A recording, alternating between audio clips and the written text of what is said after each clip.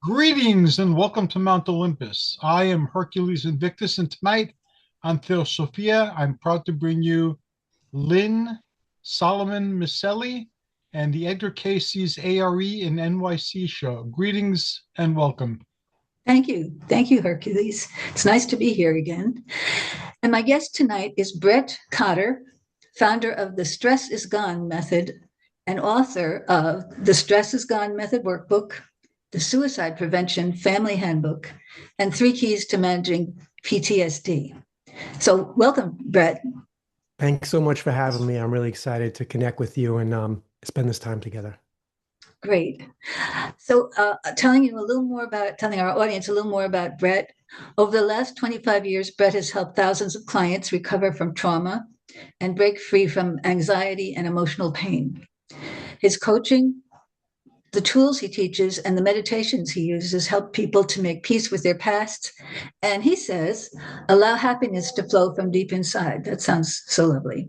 He's brought his the Stress is Gone method to Fortune 500 companies, hospitals, schools, military bases, and retreat centers like the Omega Institute. And his approach is a blend of Eastern and Western philosophies mixed with humor, which makes him a very engaging public speaker. Participants who attend Brett's workshops to let go of emotional pain often say they feel layers of old tension released physically through his channeled higher power healing technique. Also, I just found out talking to Brett this afternoon, he doesn't put this on his website because it might not be the thing you would want to say to military bases and Fortune 500 companies, but he's also clairvoyant, clairaudient, intuitive, and an empath, which has to be a big help with the coaching part of this. So on Wednesday evening, December 3rd, Brett will be doing an online workshop for the New York Edgar Casey Center titled Healing Emotional Pain with Self-Love. And if you're curious, or have emotional pain you'd like to get rid of, you can experience his methods in a few days. And we'll be talking about that more a little bit further on. But Brett, thank you again for being here. Thank you so much for that wonderful and warm introduction. Yeah. Can you start by telling us a little bit about your Stress is Gone method and what are some of the elements of it and how it changes people's lives? Sure. So Stress is Gone method is a roadmap to inner peace and tranquility. It involves 10 techniques, and we start with a technique that's very basic, and it helps people let go of stress in seconds. The next technique helps people release anxiety in minutes. Then we have another technique to let go of deep emotional pain, and then also to let go of painful memories. And then it goes all the way up to help people let go of repetitive issues in their relationships, in their work. Lynn, I don't know if you're hearing that, but I'm getting a lot of background noise. I don't know if you maybe want to go on mute when I'm talking because it's. Okay, good idea. Are you hearing that? Yes, I am. Yeah, I know. I know. There's another person here, and I did ask that person to be quiet, but I could go in and ask him to be quiet, but maybe muting myself is the better. Yeah, maybe that might work. Okay. And then this is recorded. You could edit some of it, right? Or Yes, probably. okay. So go on. Okay, cool. So the Stress is Gone method is a simple roadmap that helps us let go of stress in seconds, release anxiety in minutes, heal old emotional pain, traumatic memories, help us understand our relationship stress and break free from those patterns. It does a lot. Overall, it's 10 techniques that are really like guardrails for our life. When life throws us a curveball and then we end up over here, it helps us find the middle road again. And really, the central component is the breath.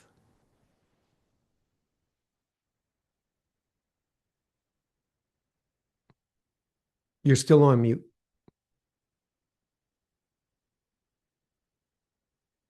I'm so sorry. So talk It's about okay. the breath. Talk about how you use it. Yeah, so we have a pretty unique approach with the breath. Anytime someone's stressed, the first technique that we use is stress stopper breath work. You touch the tension, you breathe deep and slow, and once per breath, you silently say the words, I'm okay. You can also say, I'm going to be okay. Whatever mantra you feel works for you. And we actually breathe into the tension. So you're touching the tension on the outside of your body, creating that connection. So you're touching the cells that are housing the fear that's fueling the stress reaction.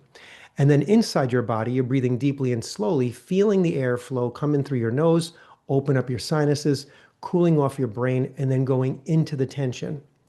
And as you say once per breath, I'm going to be okay, that creates a new neural pathway. And the touch and the breath wire it into the cells that are stressed.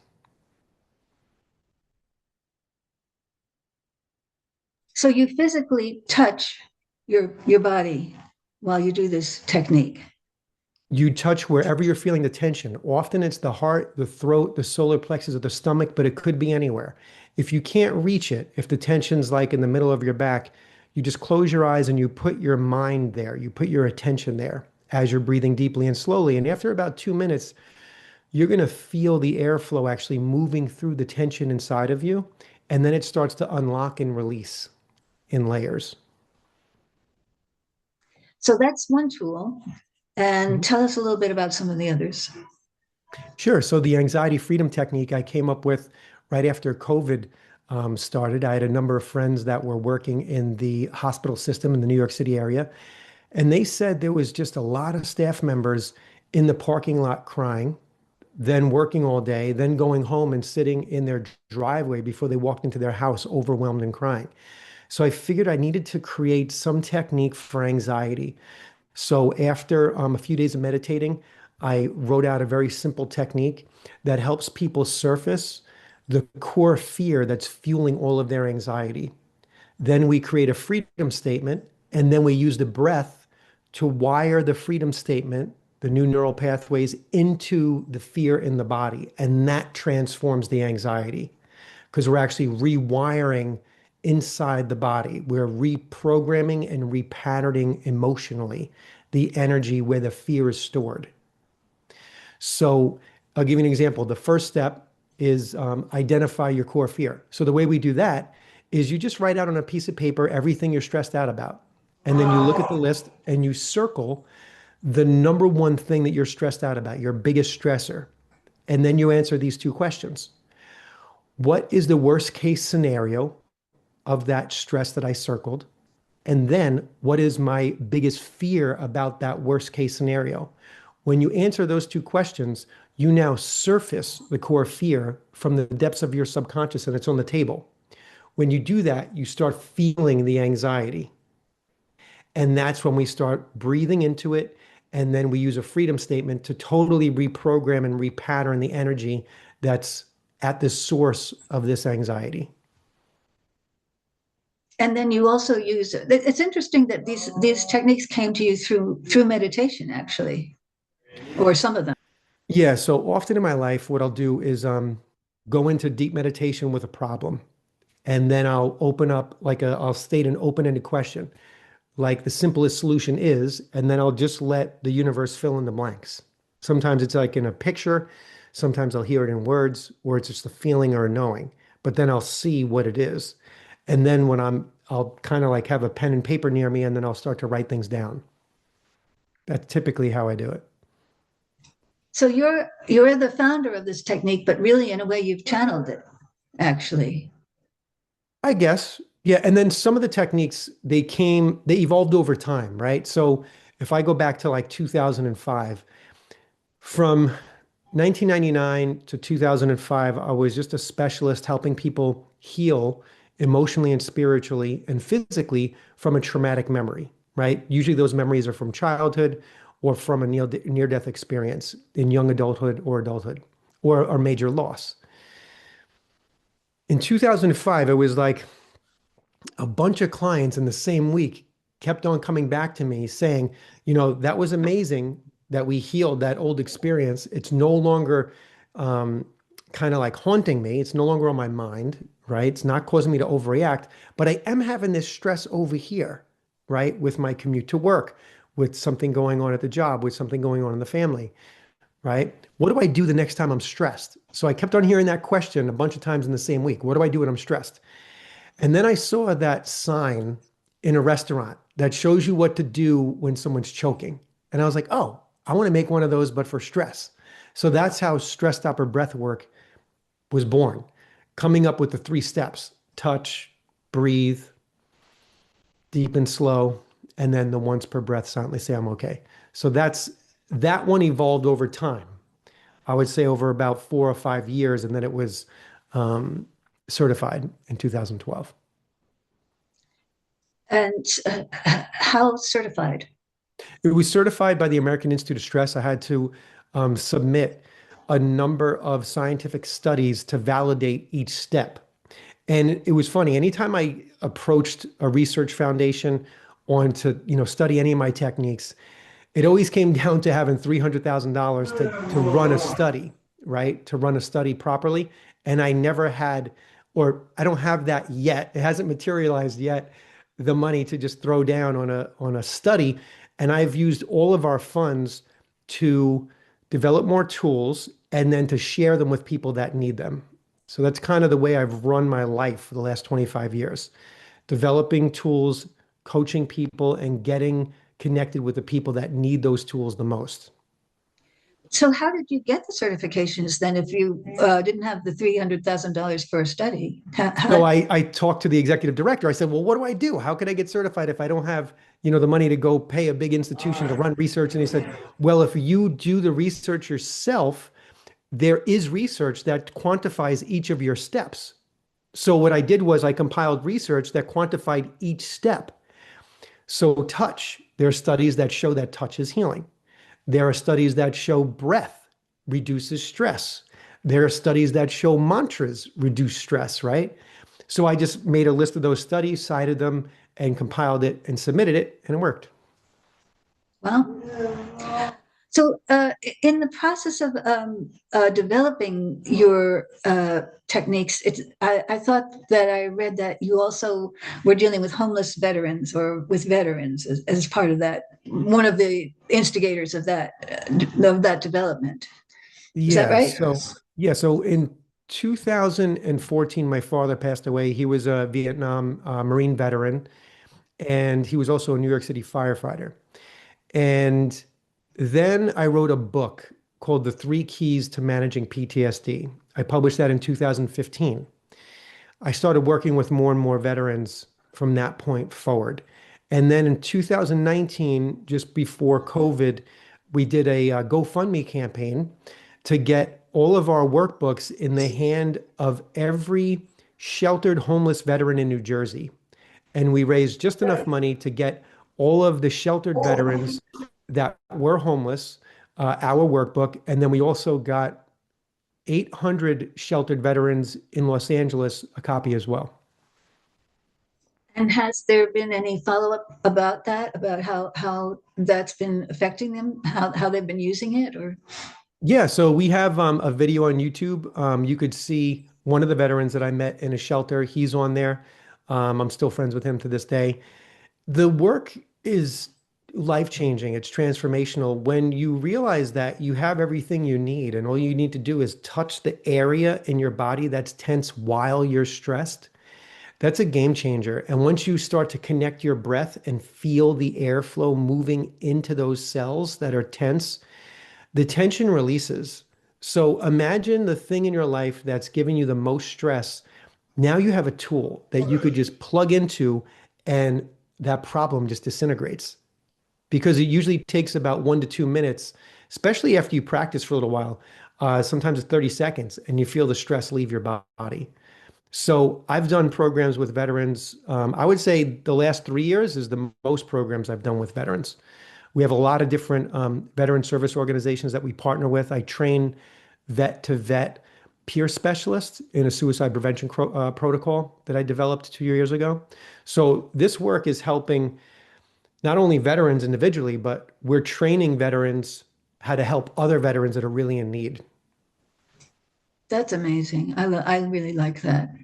Thank you. Yeah, one of the things that I really love about your technique is that you have particularly worked with veterans, homeless vets, with first responders, with you talked about somewhere I read where you had worked a lot with parents who have lost their children, um, and and the healthcare providers, especially during the pandemic. I really love that you um, address those populations, and that you seem to really care more about addressing those populations, helping them, than you do about making a lot of money, which is refreshing, which is a nice thing. So I want to make enough money to get these techniques into everyone's hands that needs them. That's my goal, right? And with the populations that need the most, it depends on what's going on in the world. Like when Hurricane Sandy hit New York and the tri-state area, I was in Far Rockaway for a little bit less than a year. I was there in the beginning, it was like nonstop. We were in the warming tents, we were doing Stress is Gone sessions, group sessions.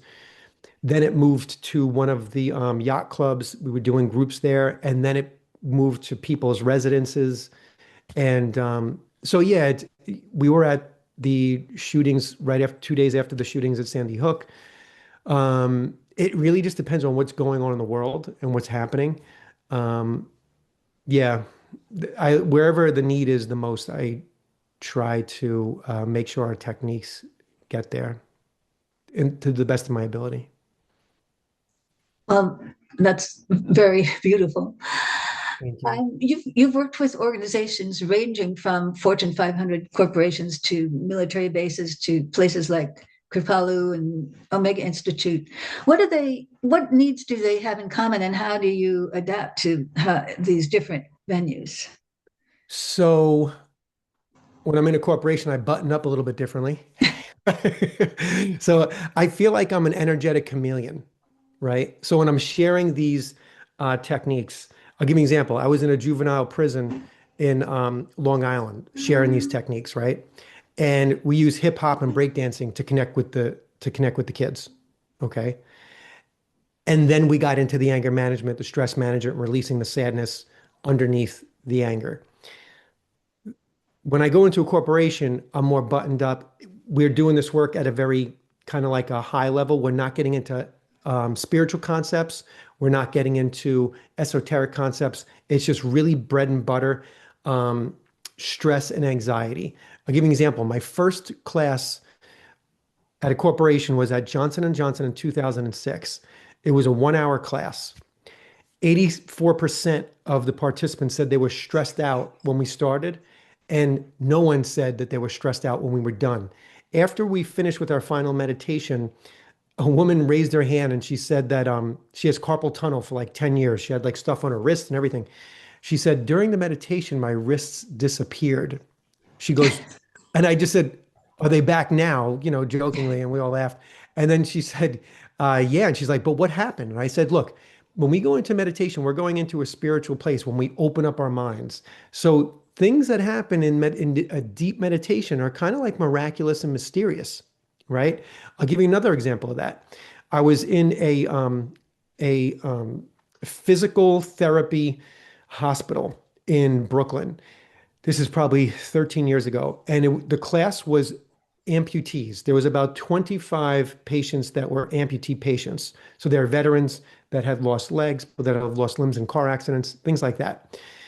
People that had phantom pains going into the meditation and into the Stress is Gone class did not have them when we were done with the class.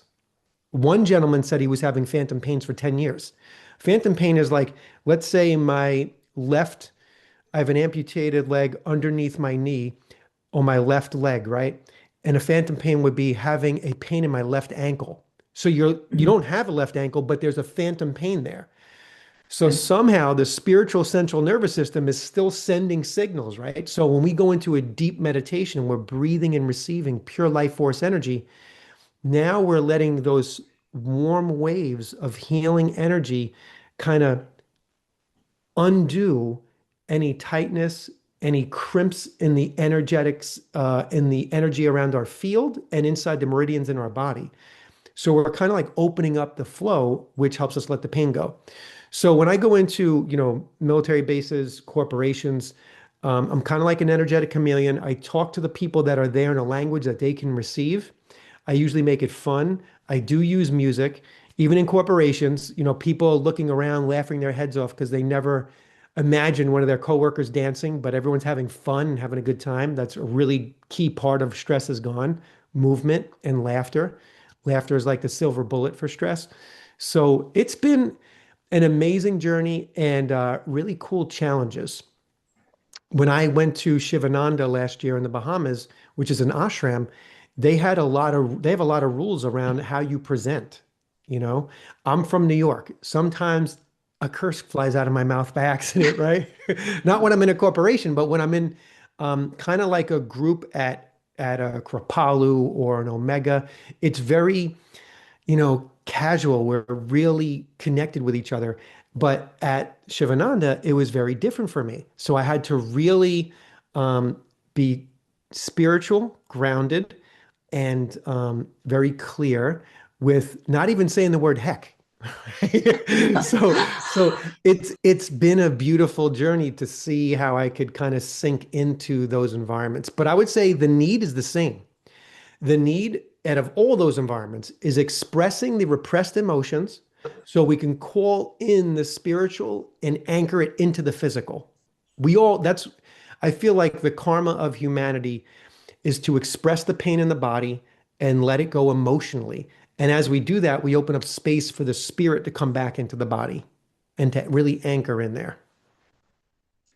So when you're on a military base, it's really impressive how you talk about bringing the spirit into the body to heal whatever is going on, kind of putting the trauma in touch with the spirit. But when you're on a military base, for instance, you can't talk about that. But I guess you can talk about breathing and relaxation techniques, and how do you talk about it then? It's a great question. I do it without talking about doing it. Mhm. It's almost like I in my meditations, I never tell anyone to relax, but yet they're all super relaxed in about 5 minutes. Because what I'm doing is I'm modeling the core behaviors to bring them to where I want to bring them, and I bring them with me. So I'll give you an example. There's this tool in the workbook, the Stress Is Gone method, called the emotional body model. It shows you in a diagram of the human body where all of our emotional traumas store, right? What stores in the throat, what stores in the shoulders, what stores in the heart, what stores in the solar plexus, what stores in the stomach. So one of the first things I do is a stress assessment, and that really engages the group because now the whole group is just throwing out the answers. So I say, hey, what's your biggest stressor? Work, home, commute, finances. Just throw it out. Now the whole group, just imagine being on a military base, they're throwing this out, right? Commanding officer, food, whatever, right? Whatever is stressing them out. Not getting sleep, whatever it is. And then I ask, okay, where do you feel that stress in your body when you say it and you think about it? So now people will start to say, okay, it's in my back, my chest, my shoulders. I say, okay, think about the stress. Feel that tension. Breathe into it. What emotion does it feel like? Anger, frustration, sadness. Usually there's 3 tracks. There's an anger, frustration track, there's a sadness, overwhelm track, and then there's a fear and anxiety track. I want to know where the majority of the group is. And sometimes it's a combo of anger and sadness and stuff like that. So now I know where their stress is. I know what their biggest trigger is. I know what emotion's fueling it. And now I start guiding them through some movement. So we put on a song based on the demographic that I'm looking at, right? I kind of guess what kind of song they're going to feel. And then I have them stand up and I walk them through some exercises. So if the tension's in the heart, I'll do a few exercises that open up the heart, but I will say affirmations that open up the heart. It's safe to love again. And the whole group repeats, it's safe to love again. And they start laughing because it sounds corny. But I just say, hey, I know it sounds corny. Just follow me. If you follow me for 10 minutes, I promise you, you'll release more stress than you have in your whole life. So now I got their attention and they're with me. So they follow me. And as we're doing the physical movement to music, I'm guiding them through the affirmations. They're releasing tension that they've been feeling for years. Some people have been feeling it for decades. And it's just flying off their body. and they feel the open space, right? They feel their shoulders looser, their chest, their heart, their stomach. They can breathe. So that's the process. I kind of Jedi mind trick them into following me for a little while. And before they know it, their stress is releasing from their body. Then I bring them into a meditation and they experience more relaxation than they've might have ever felt in their entire life. Well, so you've talked to me a little bit about the fact that there are two prongs to what you do. One is self work, teaching people how to do the work for themselves, and the other is the coaching that you do with them. Can you talk a little bit about those two different prongs of the work? Yeah, so we have one track which is like self-care. That's all the self-care tools in the stress is gone method. My philosophy is, you could give someone a fish or you could teach them how to fish. Right. So I want people to learn how to fish. I want people to learn how to let go of stress. I want people to know that they can let go of anxiety. I want people to know they could actually heal their negative thoughts, their deeper emotions, old traumatic memories. It's all in the workbook. It guides you through it step by step, like someone's walking with you and right with you. Now, some folks are experiencing so much stress, so much anxiety, so much emotional overwhelm that a book isn't going to do it because there's too much there. And that's where the high touch work is. That's the one-on-one coaching with me, and that's the retreats. And that's also my trainings. I do trainings all the time. I'm certifying trauma recovery coaches, suicide prevention specialists, um, meditation teachers, and I'm certifying people in my self-care method, right? So my life is like a balance between doing it for the person, like a done for you system, right? And then the book is like that do it yourself system. And I feel the coaching and the retreat is a great place to start. And then the book is like that backup information for you to practice to really master your own skills. And then we also have our membership. My wife and I teach every morning at 9 a.m. We teach meditation, movement, and we have a free workshop for our members once a month. So we're always doing stuff for our members and bringing them into the fold so that we're maintaining that lower stress state. That's interesting, the membership aspect of it. So it's kind of a community that you're building. Absolutely. Yeah, we've had it for, I want to say 4 years now. So every day I teach meditation Monday, Wednesday, Friday, and my wife teaches Qigong in the morning, Tuesday and Thursday. And then we have a Wednesday night workshop once a month where we're actually doing laser coaching sessions with our members. This is real quick coaching one-on-one in the group with me on Zoom. And it's been a wonderful experience. A lot of times our members will come to the retreats. They'll also get coaching because members get half off on all coaching programs. And yeah, it's kind of like a stress is gone family. And among those people are people you're training to go out and do the method with other people. So um, that's nice. You're kind of putting a whole lot of nice new energy into the world, which needs it, which Yeah. really needs it. Yeah. Thank you for seeing that. Can you talk a bit about the different kinds of trauma you've worked with and how the different methods work with those issues?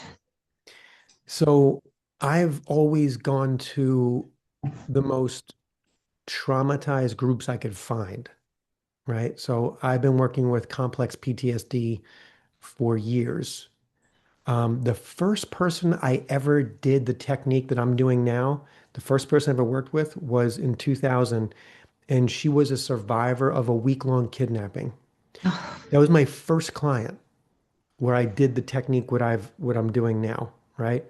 So from the beginning, I've been working with people that have suffered serious traumas. What I found is that it's the same technique that works on any trauma. No, I've done retreats for female veterans that are survivors of military sexual trauma, which is one of the most complex PTSDs there is.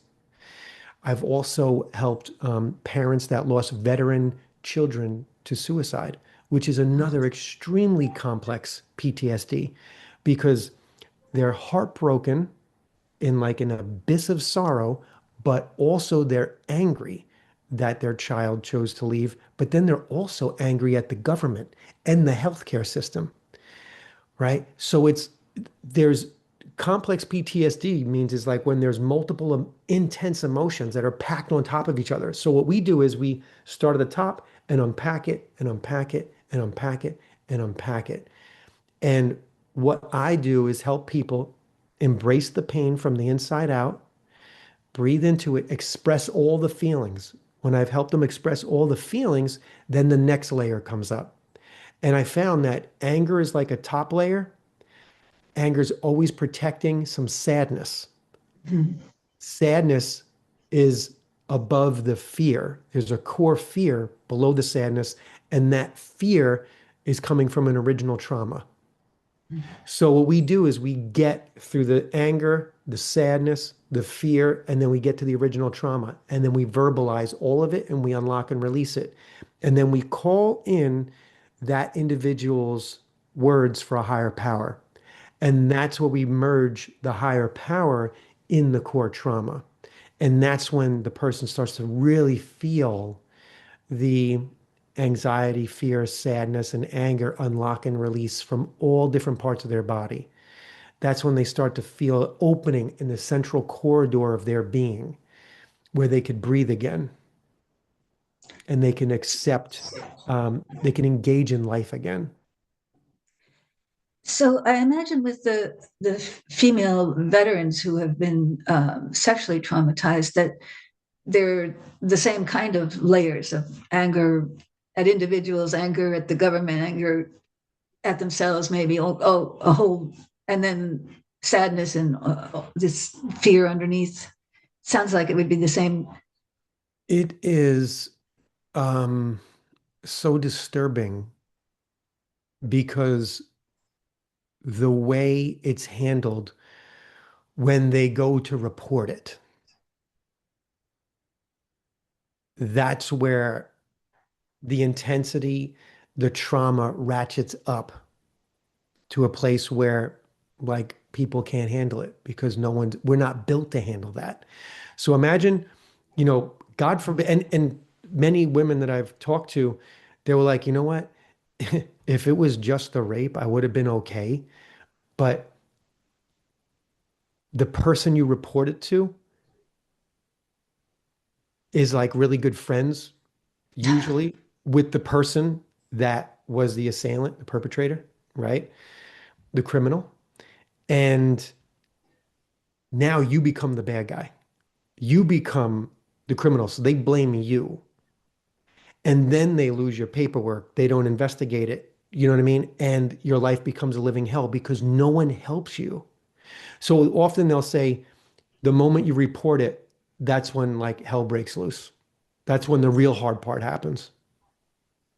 So it's something that is so sad to me that it even exists, that we're still that archaic, that that still happens, in our world, in a first world country, boggles my mind. So I reach out to that community and do what I can. I share my work with them, and they've been really receptive and really grateful.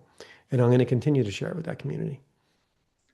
Well, I'm so glad that you are. But it is when you think about it. I mean, when you hear about it, it is really it is really disturbing to think about that. There's a documentary from 2012 called The Invisible War, and it is it captures the problem perfectly. It kind of like is, if any of your listeners want to learn about the problem, it's a documentary that illustrates it perfectly. And hopefully it inspires more action, more people like myself and the brave women that fight, men and women that fight against this. It's just a very big uphill battle. There's a lot of people up top that punch down on the Yeah. people that have been deeply hurt by it. Yeah. You've written 3 books, and you've talked a little bit about the Stress Is Gone method workbook, which is where people kind of work on themselves, learn how to work on themselves. And then there are 2 other books. Let's talk about those 2. You have something called the Suicide Prevention Family Handbook. Can we talk a little bit about that book? Yeah, so I had an idea at the end of last year because I was coaching a number of people that were suicidal. And I was just going through my text messages, my emails to them, and then reflecting on my coaching sessions. And I was like, there's so much in here. I got to compile it. And my approach just wasn't for the person, it was for the family. So the book has 3 chapters. The first chapter is for a family member, a parent, a spouse, how they can support a loved one that's dealing with severe depression and suicidal ideation. The second chapter is if you're struggling with depression and suicidal ideation, what you can personally do. And then the third chapter is for anyone that has lost a loved one, whether it was to suicide or not, how to reconnect with them emotionally and spiritually, and actually how to call them into your dreams. So I wanted to kind of look at this issue on like a holistic perspective, right? The family member that's primarily supporting the person, the individual struggling, and then those that have lost someone that they love. And again, it doesn't have to be to suicide. It could be any time we lose a loved one, that heartache and that trauma that occurs. It's there's exercises in that third chapter that really help us feel emotionally reconnected, and it reframes our relationship with them. And then we feel spiritually reconnected. That's interesting because the first 2 sections kind of sound like, I'm sure that your take is different, but they kind of sound like something that you could, get in a book that comes from some agency or other, some mental health agency. But then that third section is you talk about calling people into your dreams, reconnecting with the lost loved one, and you're not just talking about memories of them. I think you're really talking about actually reconnecting with their spirit. And Yes. that must kind of come out of left field for some people. It doesn't come out of left field for me, but I'm imagining that it might come out of left field for some people. I think for someone that is really holding on to like certain ideals, you know, sometimes we get so caught up in our own beliefs that some of those beliefs cause us stress and cause us disconnection, right? So if you could just kind of open up your mind and go through the process, you'll see how the connection forms. You'll feel it. And then you'll start to see signs in your life that the connection is there, that they're there. And then when they come into your dreams, it's undeniable. But if we go into like the 3 chapters, the first chapter where it could be a parent supporting a child, a spouse supporting, their spouse that's really struggling. There's nothing like this because I train suicide prevention crisis counselors, teams of them. They've never heard any of the stuff that I am sharing with them because I start with body language. So there's a few body language techniques that automatically help the other person feel comfortable and open up. No one's talking about that inside these kind of training sessions. So the first thing we do is we lean in with our left side. Your left shoulder is about 1.5 to 2 inches forward than your right shoulder. Your left palm is facing up, right? It could be on your thigh. Your left knee is a few inches more forward than your right knee, and so is your right foot. And you're not talking. You're using your eyes, you're using your eyebrows, and you're nodding to acknowledge that you're listening. So you're creating a lot of open space for them to talk, right? And then we have 5 prompts. We just say, please tell me more. And even if that person's projecting on you, whatever they're saying, you just listen. And you're breathing and you're releasing your own stress. Because if our spouse is really struggling, anytime we see them struggle, we get stressed out. But our stress does not help them out. that makes the situation worse because now you have two people that are stressed out. You have two people holding on to tension. So what we want to use is the other person is holding on to tension. We want to use the body language that starts to get them to open up. And then we show them the body language that we're receptive and now they start talking. And then we use the 5 prompts to really get them to open up, which is please tell me more. You let them talk. You don't say anything. When they're done talking, you say, I want to hear everything. You let them talk. You don't say anything. And you say, what's the hardest part to talk about? And then you just let them talk. And then you say, what's your biggest fear about that? And then you just let them talk. And then you say, oh my gosh, what does that feel like? And then you just let them talk. And then you come in after they're done talking for either a hug or some co-regulative body language where you're like holding their hand, really connecting with them. And then telling them that you love them with your mind through your eyes.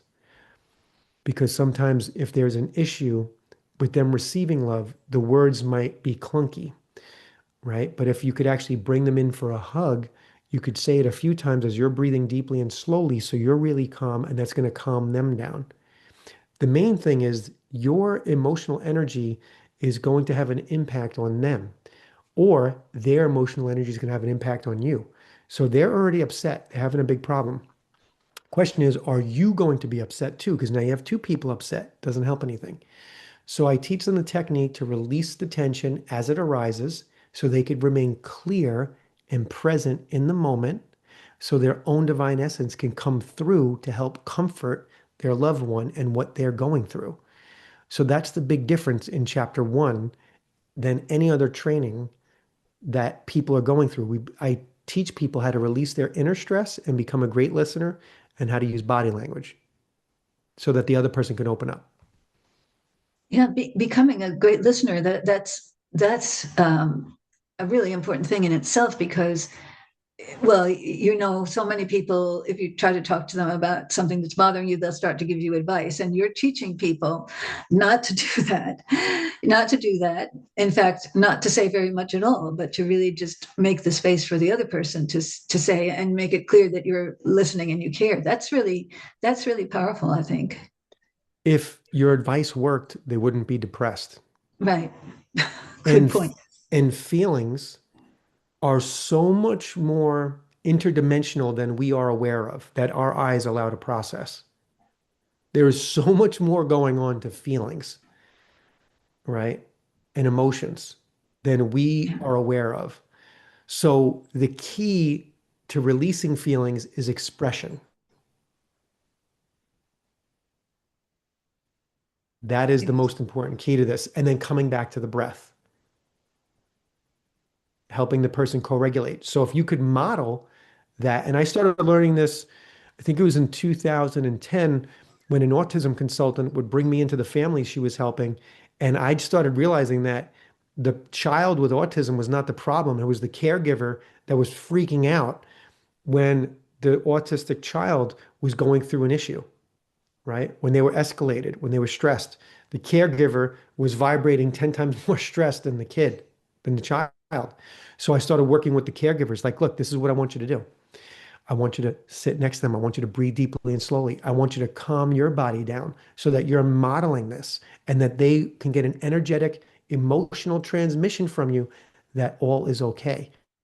And if they let you, just gently put your hand, if they'll let you touch them on their knee and just breathe deeply and slowly, or just try to make some eye contact, breathing deeply and slowly, not even saying I'm okay, but just breathing, coming back to the breath, modeling that connection. And then I would also teach the kids how to do that when they were going to sleep. So eventually they would be able to come back to that breath. Did you find that most family members were able to get that, were able to do that? Most were very appreciative. Yeah. Most were very appreciative. Was But it yeah. a hard sell? Was it a struggle, or no? No, it was No, immediate. because you were modeling it for them, I guess. Yeah, it was immediate. So subconsciously, they've been waiting for an answer. They've been waiting for help, and that is the answer.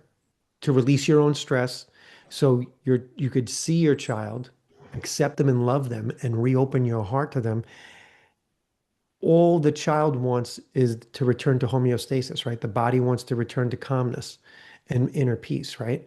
when they feel the parent's love, subconsciously that panic turns off because they have what we all want, love. So it's really opening up the heart, opening up the connection that helps the other person get into that co-regulating space. And your third book is Three Keys to Managing PTSD. So let's talk about that a little bit. How is PTSD specifically different from other kinds of trauma, or is it? So to me, it's all the same. Trauma is just an experience, traumatic memory is an experience that when you think about it, your body goes into some kind of reaction or your mind does. That means it's unresolved. That means there's an emotional imprint on that memory and it's stored inside our body. What that also means is that when we see something that reminds us of that memory, it's going to trigger it and it's just going to keep on coming out, keep on bursting out, right? That's why we overreact. We overreact with our family members. We overreact at work. We overreact with the ones we love the most because we're with them the most, right? So, Three Keys to Managing PTSD, I wrote in 2015. That was my first book. I dedicated it to my dad. And the first key is learning how to stop a stress reaction. The second key is learning how to process the trauma. And the third key is meditating a little bit every day. And the book walks you through all of that. Did you feel that your dad had PTSD? He did. Yeah. He did. He dealt with it differently. His buddy Bob got him to go to the VA after many, many years. It was like, I want to say it was about a year before my father passed. So my father would deal with his PTSD by mowing his lawn 3 times a week, by drinking beer and telling jokes. Those were his three outlets, right? And and that's we all do our coping mechanisms, right? And the situation with my dad was this. So I started working with a lot of veterans after the 2012 and 2013 scandals that were happening at the VA where the veterans were waiting in line, they were dying in line for surgeries and all these things, right? And I just started working with more and more veterans. And I created this app called PTSD Free. But I wanted my dad to test it for me. And he was ducking me for like a month. And I was like trying to hunt him down. I'm like, dude, what's going on? So I finally get him. He calls me on a Tuesday night. I remember this like it was yesterday. And he's like, I'm sorry, I just haven't been able to use the app. I'm like, no problem. I'm like, what's the matter? He goes, my fingers are too big. My father had very big hands. He was a construction worker, a firefighter, an ex-Marine, and his hands were huge. And if you could imagine like a gorilla trying to like touch these little buttons on the app, you know what I mean? It just wasn't, he's not an app guy. So I said, Dad, no problem. Why don't we just do a session? Let's just do a session. Because now he just started going to the VA. He started getting some nightmares, right? And it's, I was like, it would be so tough for me, Dad, if I'm working with all these veterans and the one that matters most to me slips through my fingers. He goes, do you really want to do a session? I said, yeah. So that was on a Tuesday night. He goes, Friday we'll do the session. I said, awesome. So we had it in the book. We were going to talk on Friday. And the next day, while he was shopping with his buddy Bob, he had a stroke in the center of his brain. And he passed away 9 days later. And I cried like a baby for 6 months. That technique that calls them into the dreams, that's where I started doing that technique. It happened through that with my dad. My dad's come to me in like 35 dreams since he's passed. And I wrote the book for guys like him, veterans like him, that maybe they're not app people, but the book, anyone could use it. You know, it's a workbook, right? You write in it. If you could hold a pen and, you know, you could read, you could use the workbook. And it's really simple how to use the techniques. So I wrote that book in memory of him. And whenever I'm doing stuff with veterans and I'm bringing, you know, cases of books to the event, I always feel like he's right next to me in the car, always. And yeah, he's got a big presence in my life spiritually. Yeah. So that's the story on the the 3 Keys to Managing PTSD book. Well, that's beautiful. Thank you. We kind of have to start winding down here, so I think we should talk a little bit about the workshop that you're going to be doing on December 3rd, and then how people can reach you if they, besides how they can register for the workshop. But let's talk a little bit about the workshop. It's on December 3rd. It is, I believe, from 7 to 9 p.m. That's a Wednesday night. And the title of the workshop is wait a minute, Healing Emotional Pain with Self-Love. So tell us just a little bit about what that's going to be. Sure. So what I like to do is a chat box check-in. I use my stress is gone assessment questions to find out where the group stress is, where it is in their body, what emotions fueling it, what their biggest triggers are. So now I'm gathering all that information into my head. And then we start to do some group releasing exercises. So I'm saying a 3 to 5 word affirmation, and they're repeating it as a group, and then starts to unlock and release and bring up those layers, right? And then people's stress usually starts to go from a 7, 8, 9 to like a 4, 5, 6. And then I start coaching one-on-one with folks that want a laser coaching session. That's usually like a 5-minute session where we go really deep, really fast. It's like laser spiritual heart surgery. That's the only way I could describe it. We go really So deep, the whole really group is fast. there, but you're focusing in on that one person, and the other people get to sort of experience that with them. All of our trauma is related, right? So when I'm in a workshop or a retreat and I'm working one-on-one and we go back to the core issue, it's usually between the mother or the person's father. Most of the people in the world have some issues from childhood with their mother or their father. So if I'm working with you and you're releasing pain from your childhood around not receiving the love that you deserve from your mother, everyone else in the room that has a similar issue is going to start releasing that emotional pain. So we're all releasing together. Even though I'm doing a one-on-one laser coaching session, everyone that's doing the affirmations is getting the relief. And then when there's closure there, then I go to the next person. So we usually start with the person that has the most stress and then work our way down. And then the last 20 minutes, we usually do a meditation if there's time. So if people in our audience want to attend this workshop, Healing Emotional Pain with Self-Love, which sounds like something everybody needs, you can register on the website of the New York Edgar Cayce Center. The website is www.edgarcaycenyc.org, but I'm going to spell that because people don't know how to spell Cayce. It's www.edgarcaycenyc.org. And on the homepage, there's kind of a slow-moving slideshow. If you click on the slide about this program, Healing Emotional Pain with Self-Love, that will take you to the page to read more about it and register. And I'll just say that one more time, the website is www.edgarcaycenyc.org. And Brett, if people wanted to have a session with you or attend one of your classes or whatever, how should they contact you?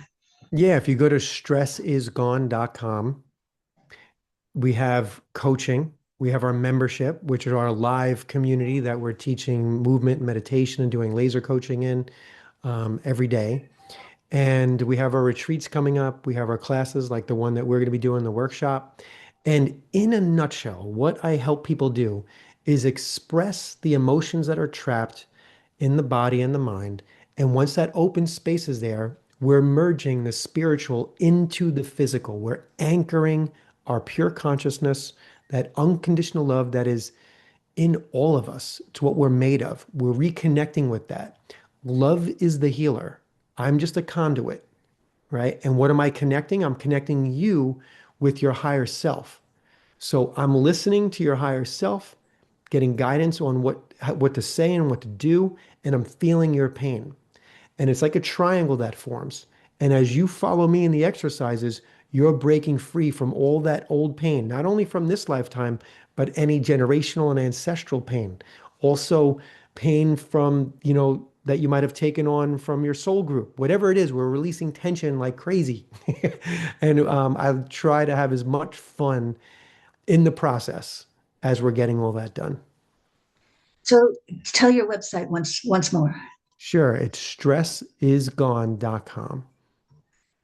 Okay. And if people want to reach me, they can reach me through the New York ARE, the Edgar Casey New York organization, at info@edgarcaseynyc.org. And again, I'm going to spell that. It's info at EDGARCAYCENYC.org. So, Brett, I am impressed. It just sounds like this work is so very needed, and you've sort of taken things beyond what most of these agencies that deal with these issues do by bringing the spirit in so strongly and connecting things that hadn't been connected before. So it's very impressive to me, and thank you so much for coming and talking to me about your work. Thank you so much for having me. It was great. Anytime you want to have me back, I'm happy to come back. I would love to. And thank you, Hercules, for having both of us on. And thanks to both of you. It was an excellent show. I'm going to watch it again. Unfortunately, I don't edit the shows. The shows are put on unedited, but there was a phenomenal amount of valuable and deep and thought-provoking material here. So I don't feel that the occasional noise is distracted from that. I think it's okay. We had a little glitch at the beginning, but I think it's fine. Yeah. Thank you both. Awesome. All right. Have a great night. Thank you so much. Okay, thank you. And for me, joyous journeys, amazing adventures, and happy Thanksgiving to everybody. Good night. Happy Good Thanksgiving. night.